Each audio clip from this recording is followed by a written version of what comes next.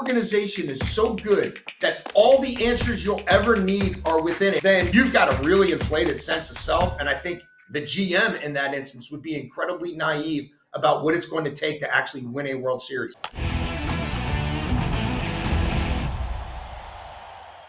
Jason La Canfora joining us right now, who is a host on The Fan in Baltimore. I go on his show quite a bit over the years. It's much more fun to go on their show nowadays since the O's are good. He's got his show at 2 o'clock Eastern. So if you're in the area, make sure you tune in if you're in the car, and we'll keep it snappy and get right to biz. So Jason, great to have you on. Thank you for the time. And let's get your thoughts on where the team is at right now. And obviously you can mix in how they did at the deadline because you've been very outspoken.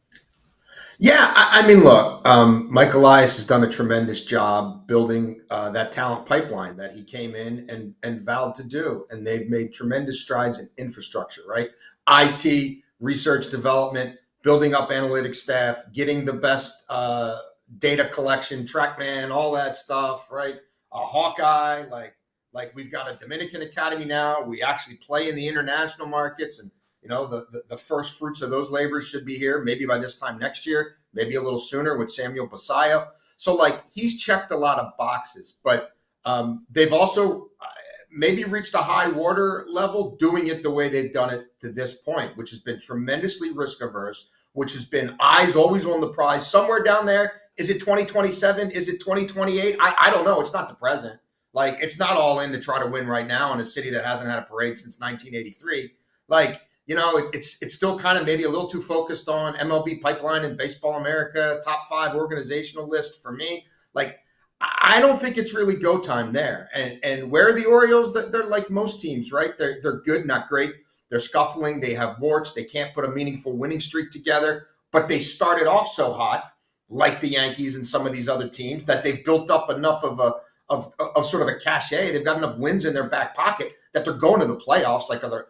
The Red Sox going to rise from the dead, or the Rays or somebody? Like, who else is getting in this mix? So we'll know a whole lot more in October. But I have reservations about this front office truly meeting the moment and beating other general managers at critical instances, winter meetings, trade deadline, for the best players available to put their team over the top right bleeping now. Not so much worried about 2027, 2028, you know, and oh, it's just up to the baseball gods. Maybe we'll win in October. Maybe we won't. You know, it's all random anyway.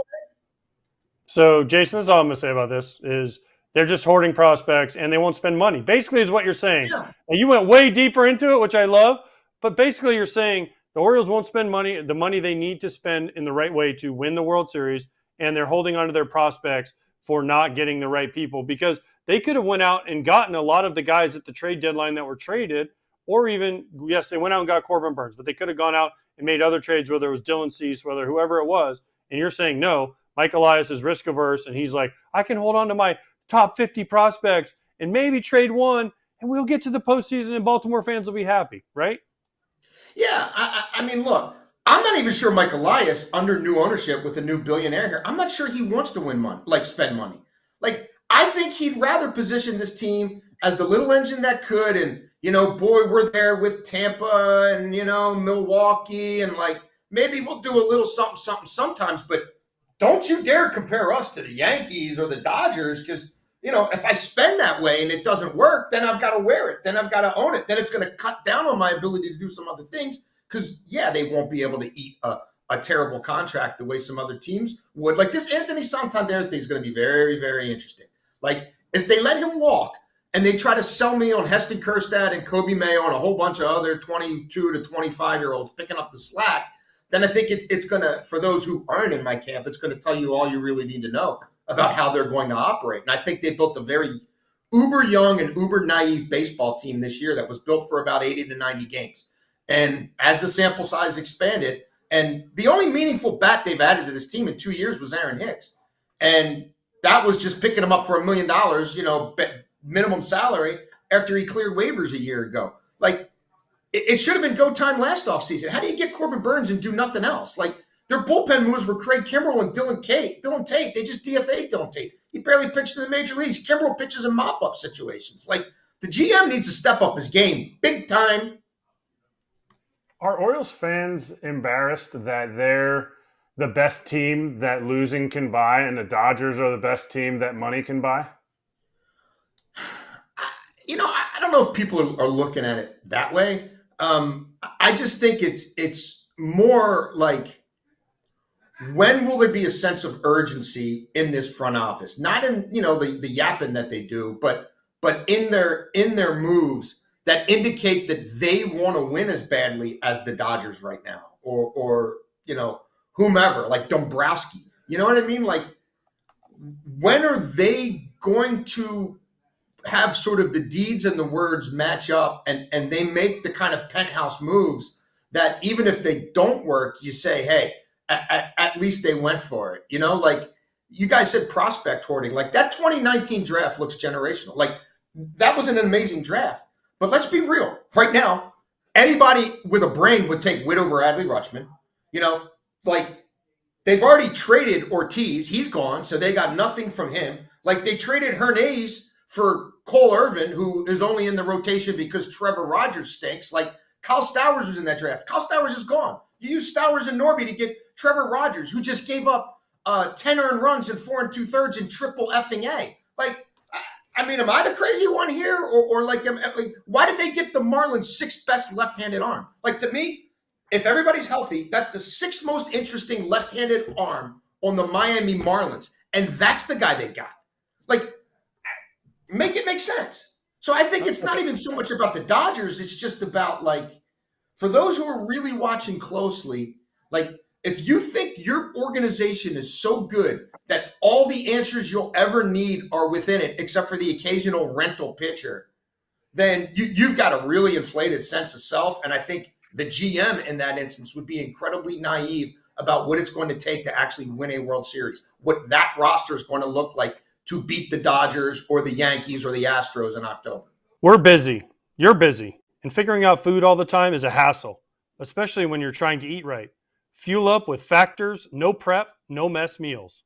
Meet your wellness goals thanks to the menu of chef-created meals with options like Calorie Smart, Protein Plus, and Keto. Factor features fresh, never frozen meals, dietitian approved, and ready to eat in just 2 minutes. So no matter how busy you are, you'll always have time to enjoy nutritious, great-tasting meals. Treat yourself to restaurant-quality meals that feature premium ingredients like filet mignon, shrimp, and salmon. With 35 different meals and more than 60 add-ons to choose from every week, you'll always have new flavors to explore. Head to factormeals.com/FAL50 and use code FAL50 to get 50% off your first box, plus 20% off your next month. That's code FAL50 at factormeals.com/FAL50 to get 50% off your first box, plus 20% off your next month while your subscription is active. Okay, Jason, let me ask you this. Corbin Burns a free agent at the end of the year, right? Santander. Kimbrel's obviously not coming back.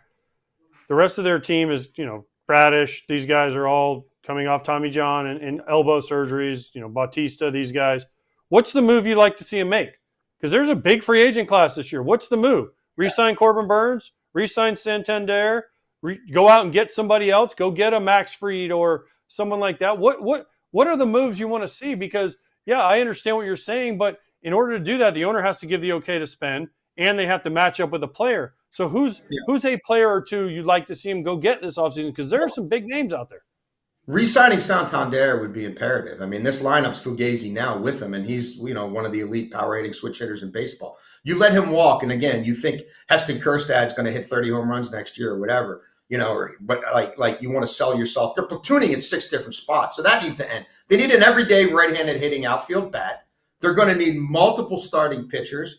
Batista's coming back, but they're still going to need at least one more high leverage arm from outside the organization.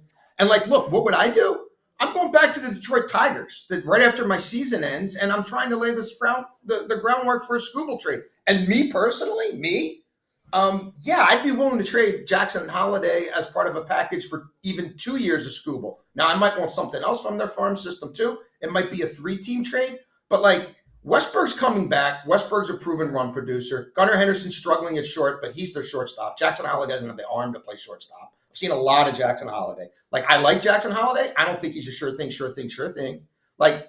They need, if they got a top of the line left-handed starter who they have for 2 postseason runs, somebody like a Skubal, I think that would change everything. They changed their ballpark to benefit left-handed pitching. And opposing teams have a 2-to-1 ratio in their starters pitching, left-handed starters pitching at Camden Yards to Orioles starters. And the only Orioles starters who've done it are Cole Irvin and Trevor Rogers and the occasional John Means start before his arm blew up again.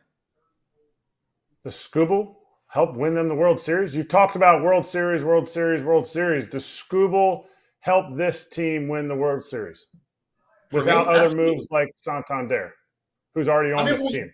You've got Skubal cheap. I'm not giving Skubal an extension. You know what I mean? I'm buying the last 2 years of Skubal. I'm paying Santander. I mean, they've got Eflin next year for $18 million. You know, Grayson, Knockwood is fine. They're not going to have Bradish, but Povich might be okay. Dean Kramer's fine at the bottom. One high leverage bullpen arm wouldn't kill them. I mean, they're not paying anybody now. Some guys will start. You know, Adley's arbitration eligible, but let's be real. They've got 3 more years of Adley Rutschman. Unless they do an extension. Gunnar Henderson, there's not going to be a Gunnar Henderson extension. People are fooling themselves. They've got like a 4 or 5 year window here. And I got news for you. Boris is going to want Henderson out of here because he's going to want Jackson Holiday, if he's still here, to start playing shortstop, because he's going to want Jackson Holiday to be paid as a shortstop, not an average second baseman. Right now, he's a fringy second baseman. So, I mean, I'm just looking into the crystal ball. And again, nothing matters to them because it's always on until next year. And, we've got all these prospects. Don't worry about now. Well, Tarek Skubal to me would absolutely put them over the top. Oh, hell yeah. That would have been a huge pickup for them. Windows are never open as long as teams think they are. I guess maybe the Astros, you can make that case, but otherwise, no. And Jason, I know you got your show coming up. This was great. The exact fire that I think our guys needed to hear. And awesome to have you on here for the first time. Everyone go give Jason a follow. Go check out his shows if you're in the Baltimore area on the Fan. He's at Jason La Canfora on Twitter. Thank you, Jason. Great to have you on my side. Thank you, guys. Give my love to Kenny Rosenthal, even though he disavows me. He's my mentor, but he wouldn't want you to know. Oh, do not admit that. Never admit that on this show, please. Yeah, that's my guy. See you guys. We will. Thank you. Hey, everybody. Be sure to like and subscribe for more content. We're back here every weekday, all year long, so do not miss an episode. The videos are coming in all day. Here's another video you might enjoy. Baseball the way it should be covered.